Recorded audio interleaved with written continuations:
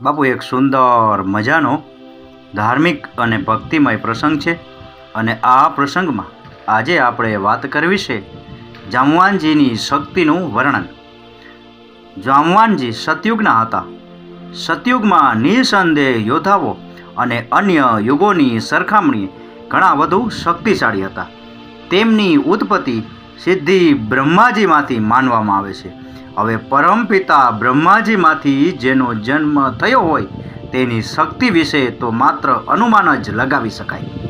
રામચરિત માનસમાં તેમના પરાક્રમ વિશે બે પ્રસંગ ખાસ ઉલ્લેખનીય છે.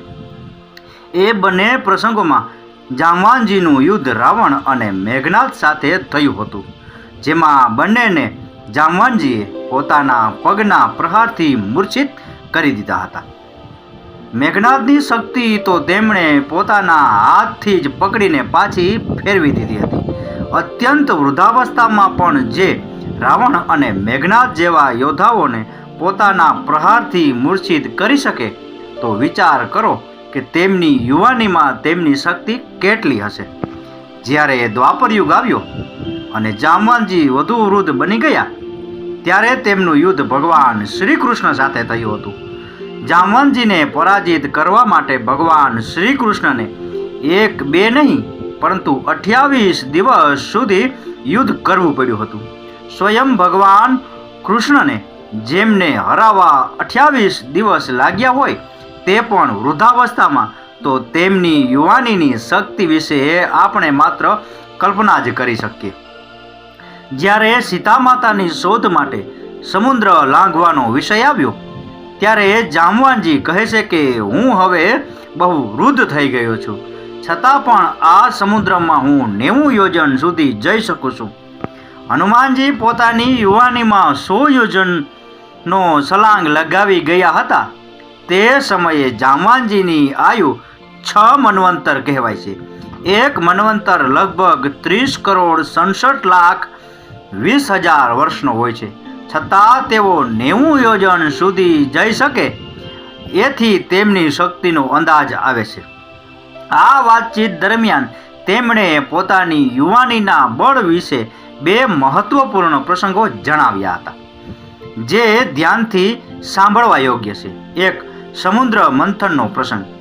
જ્યારે સમુદ્ર મંથન ચાલી રહ્યું હતું અને દેવો તથા દૈત્યો મળીને ખૂબ મહેનતથી મંથન કરી રહ્યા હતા ત્યારે જામવાનજી પોતાની યુવાનીના જોશમાં એકલા જ સમગ્ર મંદરાચલ પર્વતને ફેરવી દીધો હતો. વિચાર કરો, મંદરાચલ પર્વતને એકલા ફેરવવા માટે કેટલી શક્તિ જોઈએ. બે, વામન અવતારનો પ્રસંગ. ભગવાન વિષ્ણુના વામન અવતાર દરમિયાન જ્યારે શ્રીહરિએ વિરાટ સ્વરૂપ ધારણ કર્યું અને એક પગથી સ્વર્ગને માપી લીધું, જ્યારે બીજો પગ પૃથ્વી માપવા ઉઠાવ્યો, એ દરમિયાન જામવાનજીએ માત્ર 7 પળમાં પૃથ્વીની 7 પરિક્રમા કરી લીધી હતી. એક પળ લગભગ 24 સેકન્ડ જેટલી ગણાય છે. એટલે કે થોડા જ સમયમાં તેમણે આ અદ્ભુત કાર્ય કરી બતાવ્યું હતું. હનુમાનજી એક જ રાત્રિમાં લંકાથી દૂરથી પર્વત ઉખાડી લાવી શક્યા, પરંતુ જામવાનજીએ માત્ર 7 પળમાં પૃથ્વીની 7 પરિક્રમા કરી. આ તેમની અસાધારણ શક્તિ દર્શાવે છે. જ્યારે અંગદને તેમને પૂછ્યું કે તેમનું બળ ઓછું કેમ થયું, ત્યારે તેમણે કહ્યું કે જ્યારે તેઓ પૃથ્વીની પરિક્રમા કરી રહ્યા હતા ત્યારે અંતિમ પરિક્રમામાં તેમના પગના અંગૂઠાનો નખ મહામેરુ પર્વતને લાગી ગયો, જેના કારણે તેનું શિખર તૂટી ગયું. તેને અપમાન માનીને મેરુ પર્વતે જામવાનજીને શ્રાપ આપ્યો કે તેઓ સદા માટે વૃદ્ધ બની જશે અને તેમનું બળ ક્ષીણ થઈ જશે. તો બાપુ, આ હતો જામવાનજીની શક્તિનું વર્ણન વિશેનો પ્રસંગ.